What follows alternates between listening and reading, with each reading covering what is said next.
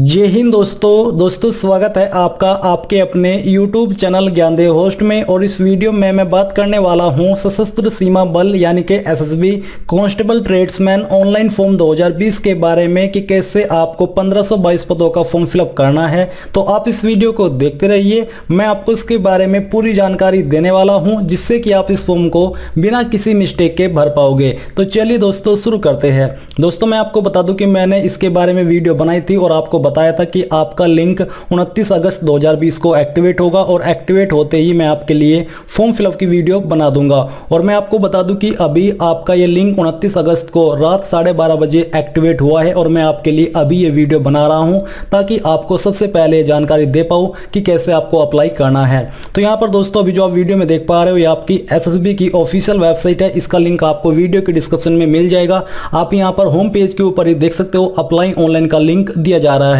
जैसे आप इसके ऊपर क्लिक करते हो तो यहाँ पर आपको पोस्ट के नाम और जो एडवर्टाइजमेंट नंबर है वो यहाँ पर देखने को मिल पा रहे हैं। आपकी स्टार्टिंग डेट यहाँ पर 29 अगस्त 2020 है और आप लोग इसमें 27 सितंबर 2020 तक अप्लाई कर पाओगे। अब यहाँ पर आपको अप्लाई का लिंक देखने को मिल पा रहा है, आपको इसके ऊपर क्लिक करना है।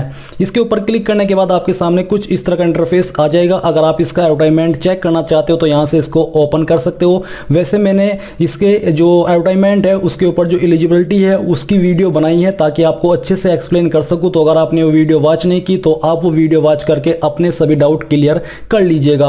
उसका लिंक भी आपको इस वीडियो के डिस्क्रिप्शन में मिल जाएगा। अब यहाँ पर है रजिस्टर, तो आपको इसमें अप्लाई करने के लिए सबसे पहले रजिस्टर होना होगा। तो आपको रजिस्टर के ऊपर क्लिक कर देना है। इसके ऊपर क्लिक करने के बाद दोस्तों आपके सामने कुछ इस तरह का इंटरफेस आ जाएगा जहां पर दिया जा रहा है पोस्ट अप्लाइंग फॉर, यानी कि आप किस पोस्ट के लिए अप्लाई कर रहे हो आपको अपनी पोस्ट यहां से चूज कर लेनी है। फिर आता है नेम, तो आपको सबसे पहले आपको अपना फर्स्ट नेम डालना है। अगर मिडिल नेम है तो यहाँ पर डाल दीजिए, नहीं तो खाली छोड़ दीजिए। फिर आपको यहाँ पर अपना लास्ट नेम एंटर कर देना है।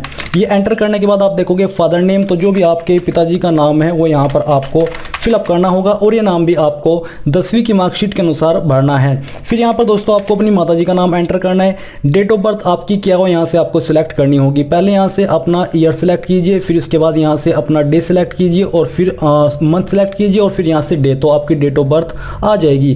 फिर जेंडर जो भी आपका है वो आप देख लीजिए। इसमें जो ड्राइवर की पोस्ट है इस पर मेल कैंडिडेट ही अप्लाई कर पाएंगे। नेशनलिटी के सामने आपको अपनी नेशनलिटी इंडियन या फिर अदर्स चूज कर लेनी है अपने स्टेटस के अनुसार। रिलीजन आपका क्या हो यहाँ से आपको सिलेक्ट करना होगा। फिर आता है मैरिटल स्टेटस, तो आपका जो भी मैरिटल स्टेटस है वो आपको सिलेक्ट करना है। फिर आती है कास्ट कैटेगरी, तो आपको अपनी कास्ट कैटेगरी यहाँ से सिलेक्ट कर लेनी है। ये करने के बाद आप देखोगे whether you belongs to community, जैसे कि घरवालीज यानी कि इन कम्युनिटी से आप बिलोंग करते हो। अगर करते हो तो यस कीजिए, नहीं तो आपको नो करना होगा। वेदर अफेक्टेड इन 1984 रियोट्स और कम्युनल रियोट्स ऑफ 2002 गुजरात, अगर आप अफेक्ट हुए थे तो आपको यस करना है, नहीं तो आपको नो कर देना है। वेदर एक्स सर्विसमैन, क्या आप एक्स सर्विसमैन हो, अगर हो तो यस कीजिए, नहीं तो यहाँ पर भी आपको नो करना होगा। फिर आता है whether departmental candidates with 3 years continuous service in central government, अगर आप हो तो यहाँ पर यस कर दीजिए, नहीं तो यहाँ पर भी आपको नो करना होगा। फिर नीचे आता है दोस्तों सिलेक्ट आइडेंटिटी कार्ड टाइप, तो आपको यहाँ पर एक आईडी चूज करनी होगी। आपके सामने काफी सारी आईडी है, इनमें से आपके पास जो भी आईडी है वो आपको यहाँ पर चूज कर लेनी है और चूज करने के बाद आपको उसी आईडी का नंबर यहाँ पर लिख देना है। आइडेंटिफिकेशन मार्क्स, अगर आपकी बॉडी के ऊपर कोई एक ऐसा मार्क है जिससे आपके शरीर की पहचान होती है तो आपको उस मार्क्स के बारे में यहाँ पर लिखना है। जैसे कि मैं यहाँ पर मोल ऑन माई CHICK ये यहाँ पर लिखने वाला हूँ। फिर आता है मोबाइल नंबर, तो जो भी आपका वैलिड मोबाइल नंबर है वो यहाँ पर आपको एंटर करना है। इसके बाद दोस्तों आपको अपनी ईमेल आईडी यहाँ पर फिलअप कर देनी है। तो चलिए मैं यहाँ पर ये ईमेल आईडी फिलअप कर देता हूँ। इसको फिलअप करने के बाद नीचे आती है कांस्टेबल ड्राइवर एजुकेशनल क्वालिफिकेशन, यानी कि शैक्षणिक योग्यता की जानकारी। तो इसमें अप्लाई करने के लिए आपसे 10वीं पास की योग्यता मांगी है, तो आपने किस बोर्ड से 10वीं पास किया उस बोर्ड का नाम देना है। किस ईयर के अंदर आपने पास कर ली थी वो यहाँ पर आपको डालना है। रोल नंबर आपका क्या था वो यहाँ पर आपको भरना होगा। सर्टिफिकेट नंबर जो कि आपको 10वीं की मार्कशीट के ऊपर देखने को मिल जाएगा वो आपको यहाँ पर लिखना है। डेट ऑफ इशू, यानी कि जो आपकी मार्कशीट इशू हुई थी उसकी डेट ऑफ इशू क्या थी वो यहाँ पर आपको भरना होगा। तो चलिए हम यहाँ से ये डेट फिलअप कर देते हैं। अगर आपको एग्जैक्ट डेट नहीं पता तो आप एक एक्सपेक्टेड डेट भी भर सकते हो उसी ईयर की जिस ईयर में आपका रिजल्ट आया था। सब्जेक्ट आपके पास कौन कौन से थे 10th के अंदर, वो सब्जेक्ट आपको यहाँ पर एक एक करके फिलअप कर देने हैं। एग्रीगेट परसेंटेज और मार्क्स या फिर ग्रेडिंग, तो आपकी परसेंटेज कितनी थी वो यहाँ पर आपको एंटर करनी है। ये करने के बाद नीचे है essential educational and professional qualification, तो आपसे पूछा जा रहा है कि मैट्रिकुलेशन और equivalent from a recognised board, तो आपके पास ये है इसलिए आपको यहाँ पर यस करना है। फिर है must possess valid heavy vehicle driving licence, तो इसमें अप्लाई करने के लिए आपसे ये भी मांगा है इसलिए आपको यहाँ पर यस करना होगा। अगर आप नो करोगे तो आप एलिजिबल नहीं हो पाओगे। अब दोस्तों जितनी भी जानकारी आपने यहाँ पर भरी है इन सभी जानकारी को एक एक करके अच्छे से चेक कर लेना है, और जब आपको लगे कि सभी जानकारी सही है तो आपको नीचे आकर के नेक्स्ट के ऊपर क्लिक करना है।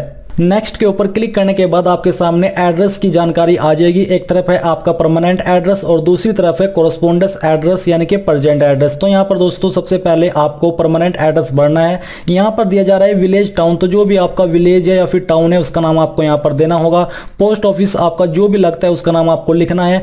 तहसील का नाम आपको यहाँ पर भर देना है अगर आप इस फॉर्म को विलेज से फिलअप कर रहे हो। पुलिस स्टेशन आपका कौन सा है वो यहाँ पर आपको लिखना होगा, और स्टेट आपकी जो भी है वो यहाँ से आपको सिलेक्ट कर लेनी है। स्टेट सिलेक्ट करने के बाद उसके अंदर जितनी भी डिस्ट्रिक्ट है वो यहाँ पर आ जाएगी, आपको अपनी डिस्ट्रिक्ट यहाँ से सिलेक्ट करनी होगी। फिर आपको अपने पोस्ट ऑफिस या डिस्ट्रिक्ट का पिन कोड यहाँ पर लिखना है, और लिखने के बाद आप यहाँ पर देखोगे whether it is same as permanent address, क्या आपका प्रेजेंट एड्रेस यानी कि कोरस्पोंडेंस एड्रेस ही परमानेंट एड्रेस है। अगर है तो यहाँ पर यस कर दीजिए, नहीं तो आप नो करके अलग से ये एड्रेस भर सकते हो। फिर दोस्तों यहाँ पर आपसे कुछ सवाल पूछे जा रहे हैं जैसे कि declaration of criminal cases. Basically ये सभी सवाल ऐसे हैं कि अगर आप इनमें एक में भी यस करते हो तो आपके चांसेस कम हो जाएंगे सिलेक्शन के, भले ही आपके पास अच्छी क्वालिफिकेशन है या फिर आप कितना भी अच्छा कर ले। इसलिए आपको इन सवालों के जवाब बहुत ही सावधानी पूर्वक देने हैं। ये आपसे आपके क्रिमिनल केसेस या फिर आपका जो बैकग्राउंड है उससे रिलेटेड सवाल पूछे गए हैं, जैसे कि criminal proceeding details if any अगर आपके पास है तो यहाँ पर आपको यस करना होगा। जैसे कि यहाँ पर एक सवाल है कि have you ever been debarred by UPSC, SSC और एसपीएससी और any recruitment board from appearing in any exam, यानी कि क्या आप इनमें से किसी एक डिपार्टमेंट से एग्जाम में से निकाले गए हो या फिर बर्खास्त किए गए हो। अगर किए गए हो तो आपको यस करना होगा, नहीं तो आपको नो कर देना है। तो बेसिकली मैं आपको सजेस्ट ये करूंगा कि आपको इन सब के ऊपर नो कर देना है, और नो करने के बाद आप नीचे देखोगे पासवर्ड, तो आपको यहां पर अपना पासवर्ड फिलअप करना है, और इसके बाद उसी पासवर्ड को आपको यहां पर दोबारा से डाल करके कंफर्म कर देना है। और ये करने के बाद यहां पर है डिक्लेरेशन बाय द कैंडिडेट, तो आपको I have applied only for this post, इसके ऊपर आपको क्लिक करना है। नीचे दिया जा रहा है आई हर्बी डिक्लेयर, तो आपको यहां पर भी टिक करना है, और टिक करने के बाद जितनी भी जानकारी आपने यहां पर भरी है ये भी आपको अच्छे से चेक कर लेनी है, और फिर आपको नीचे प्रोसीड के ऊपर क्लिक कर देना है। इसके ऊपर क्लिक करने के बाद यहां पर है प्रीव्यू एंड कंफर्मेशन, तो यहां पर दोस्तों आपको प्रत्येक जानकारी कंफर्म करनी है जो कि आपने अभी तक इस फॉर्म के अंदर भरी है। अगर आपको लग रहा है कि कहीं पर कोई जानकारी गलत है तो आप उसको अभी भी सही कर सकते हैं। अगर आप एक बार यहां से आगे बढ़ गए तो आप इसमें कोई भी चेंजेस नहीं कर पाओगे। तो यहां पर दोस्तों आपको टिक करना है, और टिक करने के बाद जो कैप्चा कोड दिए जा रहे हैं कैप्चा कोड फिलअप करना है। अगर आपको लगता है कि कोई जानकारी गलत है तो आप एडिट डिटेल्स के ऊपर क्लिक करके इसको एडिट कर लीजिए, नहीं तो पूरी तरीके से श्योर होकर के यहां पर सबमिट एप्लीकेशन के ऊपर आपको क्लिक करना होगा। सबमिट एप्लीकेशन के ऊपर क्लिक करने के बाद यहां पर आपसे पूछा गया कि have you verified the details, यानी कि जो डिटेल्स आपने भरी है क्या आपने वेरीफाई कर ली है, तो आपको यहां पर ओके कर देना है। और ओके करने के बाद आपसे फिर पूछा जा रहा है कि are you sure do you want to submit the details, यानी कि क्या आप पूरी तरीके से श्योर है कि आप इस फॉर्म को सबमिट करना चाहते हैं, तो आपको यहां पर भी ओके करना होगा। और ये जानकारी आपसे बार बार इसलिए पूछी जा रही है क्योंकि बाद में आपको एडिट का मौका नहीं दिया जाएगा, इसलिए आप पूरी तरीके से श्योर होकर के यहां पर ओके करें। अब ओके करने के बाद दोस्तों यहां पर आता है please note down registration ID, यानी कि आपका रजिस्ट्रेशन हो चुका है और आपको आपकी रजिस्ट्रेशन आईडी मिल चुकी है। तो चलिए मैं यहां से इसको नोट कर लेता हूं। अब यहां पर दोस्तों आपको अपना फोटो एंड सिग्नेचर अपलोड करना है। फोटो आपका 6 महीने से पुराना नहीं होना चाहिए, शार्प एंड क्लियर होना चाहिए। फॉर्मेट जेपीजी का और पीएनजी का अलाउड किया गया है, और साइज फोटो का 500 केबी से कम ही रहना चाहिए। किस तरह का फोटो एक्सेप्ट किया जाएगा और किस तरह का नहीं किया जाएगा उसके एग्जांपल यहां पर दिए जा रहे हैं। तो आपको क्या करना है, आपको चूज फाइल के ऊपर क्लिक करना है, और जहां पर भी आपका फोटो है वो आपको अपलोड करना होगा। मैं यहां पर आपको एक रैंडम इमेज अपलोड करके दिखाने वाला हूं, जिससे कि आपको मालूम हो जाए कि कैसे आपको ये फोटो अपलोड करना है। तो चलिए मैं इस इमेज को सिलेक्ट करता हूं और यहां से ओपन कर देता हूं।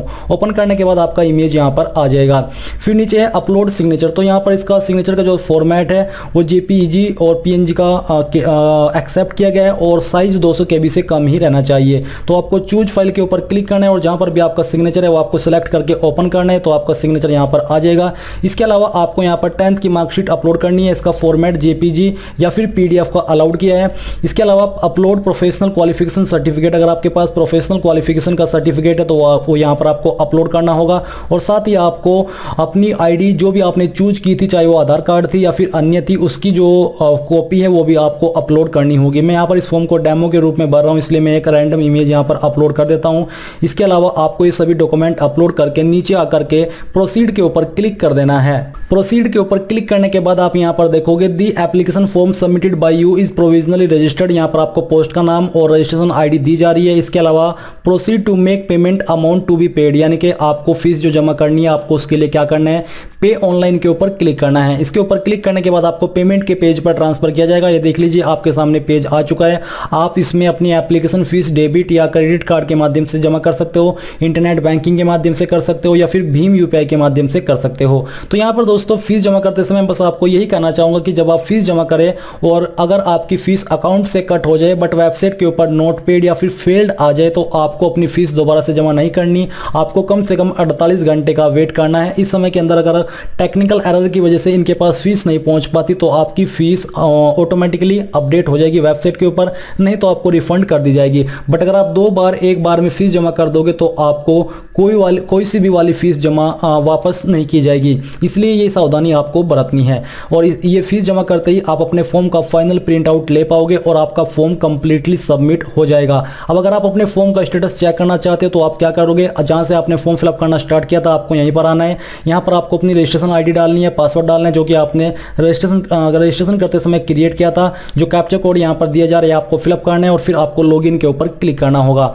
इसके ऊपर क्लिक करने के बाद यहाँ पर आपको आपके एप्लीकेशन फॉर्म का स्टेटस देखने को मिलेगा। आपको आपकी रजिस्ट्रेशन आईडी और जो आपने फॉर्म भरा है उसकी जानकारी देखने को मिलेगी। अगर आपने फीस जमा कर दी होगी तो आपको यहाँ पर पेड लिखा आ जाएगा, नहीं तो आप पे ऑनलाइन यानी कि फीस अपनी बाद में भी जमा कर सकते हैं। तो दोस्तों इस प्रकार से आप सशस्त्र सीमा बल constable tradesman 1522 post online form 2020 को भर पाओगे। आई होप ये जो प्रोसेस है ये आपको पसंद आया होगा। अगर आपको कहीं पर कोई भी प्रॉब्लम आई है इस फॉर्म को भरने में या कोई जानकारी आप समझ नहीं पाए हो तो आप मुझे कमेंट करके पूछ सकते हो। मैं कोशिश करूंगा कि जितना जल्दी हो सके आपको आंसर कर सकूं ताकि आप इस फॉर्म को बिना किसी मिस्टेक के भर पाओ। इसके अलावा दोस्तों मैं आपसे बहुत ही ये एक रिक्वेस्ट करना चाहूंगा कि आप इस वीडियो को जितना ज़्यादा हो सके शेयर करिए ताकि ये जानकारी उन सभी लोगों तक पहुंचे जो लोग इसका वेट कर रहे हैं और काफ़ी समय से कर रहे हैं, ताकि वो भी इस टाइम के अंदर इस फॉर्म को भर ले। और वीडियो को लाइक जरूर कर दीजिएगा। इसके अलावा चैनल को सब्सक्राइब करके बेल आइकन को ऑन कर ले ताकि आपको आगे भी सशस्त्र सीमा बल यानी कि एसएसबी भर्ती से जुड़े हुए प्रत्येक अपडेट मिलते रहे।